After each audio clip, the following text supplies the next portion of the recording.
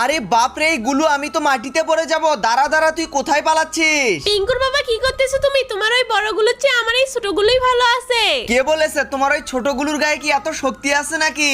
কি বললে তুমি? দাঁড়াও, আজকে আমার গুলোকেও মোটা বানাবো। এই তো আমি গাড়ি নিয়ে চলে এসেছি, দেখি তো গাড়িটা আগের মতো কাজ করে নাকি। আরে বাহ, বলটা তো পিঙ্কুর মায়ের কাছে চলে গেছে। শয়তান, তোমার গাড়ি কিন্তু ভেঙে ফেলবো।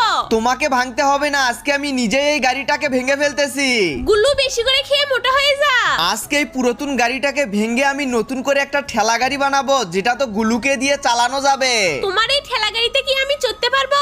হ্যাঁ অবশ্যই চড়তে পারবে, আগে আমাকে বানাতে দাও। এই তো গাড়ির চাকা লাগিয়ে কমপ্লিট করে ফেললাম। ঠিক আছে, তাহলে আমি আগে গাড়িতে চড়বো। আরে বাপরে, গুলু তো উপরে উঠে গেছে, নামো তাড়াতাড়ি। সর্বনাশ পিঙ্কুর বাবা, আমি তো পড়ে যাচ্ছি, ধরো আমাকে। আর উঠবো না বাবা এই গাড়িতে।